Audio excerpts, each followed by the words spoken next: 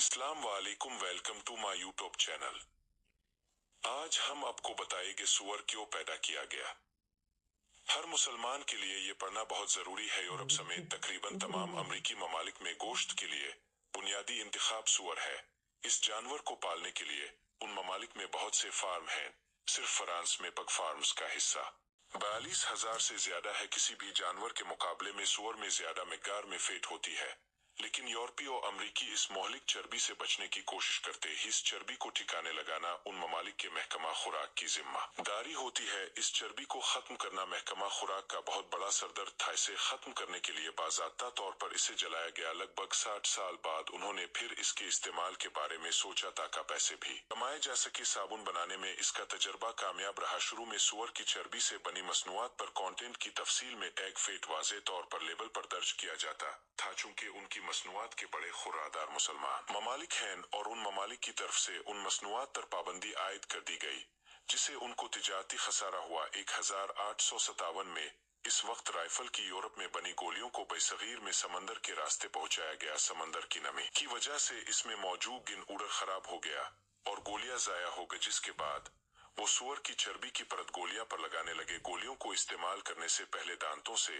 इस चर्बी की परत को नोचना पड़ता था। जब ये बात फैल गई कि उन गोलियों में सूअर की चर्बी का इस्तेमाल हुआ है, तो फौजियों ने, जिनमें ज्यादातर मुसलमान और कुछ सब्जी खोर हिंदू थे, ने लड़ने से इनकार कर दिया, जो आखिरकार खाना जंगी का बाइस बना। यूरोपी बाशिंदों ने उन हकायक को पहचान लिया और एग फेट लिखने के बजाय उन्होंने फेम लिखना शुरू कर दिया। 1970 के बाद से यूरोप में रहने वाले तमाम लोग हकीकत को जानते हैं कि जब उन कंपनियों से मुसलमान ममालिक ने पूछा कि ये क्या उन अशिया की तैयारी में जानवरों की चर्बी इस्तेमाल की गई है, और अगर है तो कौन सी है, तो उन्हें बताया गया कि उनमें गाय और भीड़ की चर्बी है।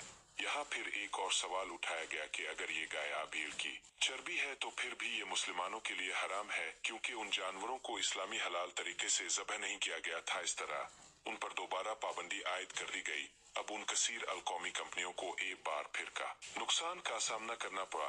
आखिरकार उन्होंने कोडी जुबान इस्तेमाल करने का फैसला किया ताकि सिर्फ उनके अपने महकमा फूड की एडमिनिस्ट्रेशन को ही पता चल सके कि वो क्या इस्तेमाल कर रहे हैं और आम आदमी अंधेरे में ही रहे। इस तरह उन्होंने ई कोड्स का आगाज किया। यो आजकल ये उंग्रियत की शक्ल में कसीर अल कौमी कंपनियों की मसनूआत पर लेबल के ऊपर लिखी जाती है। उन मसनूआत में दांतों की पेस्ट, बबल गुम, चॉकलेट, हर किस्म की सॉस, बिस्कुट, कान फ्लेक्स, टाफिया, किंडेड फूड्स, मल्टीविटामिन्स और बहुत सी अद्वियात शामिल है। चूंकि ये सारा सामान तमाम मुसलमान ममालिक में अंधाधुंध इस्तेमाल किया जा रहा है, सूअर के अज्जा के इस्तेमाल से हमारे मुआशरे में बेशर्मी, बेरहमी और जिनसी इस्तेसाल के रुझान में बेपनाह इजाफा देखने को मिल रहा है। लिहाजा तमाम मुसलमानों और सूअर के गोश्त से इज्तनाब करने वालों से दरखास्त है कि वो रोजाना इस्तेमाल होने वाले इतमिस की खरीदारी करते वक्त उनके कंटेंट की फहरिस्त को लाजमी चेक कर लिया करे और ई कोड्स की मुंदरजा झैल फहरिस्त के साथ मिलाए। अगर नीचे दिए गए अज्जा में से कोई भी पाया जाता हो तो फिर इसे यकीनी तौर पर बचें, क्योंकि इसमें सूअर की चर्बी किसी न किसी हालत में शामिल है।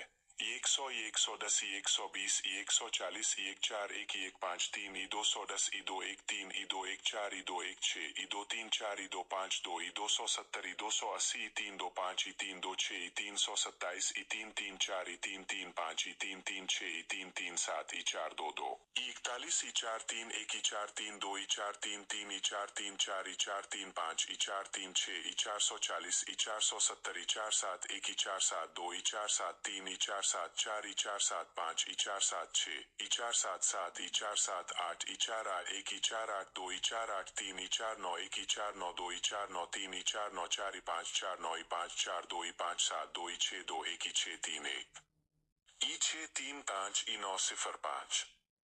अगर वीडियो अच्छी लगी हो तो चैनल को जरूर सब्सक्राइब करें ताकि ईद आने वाली वीडियो बर वक्त अब तक पहुंच सके।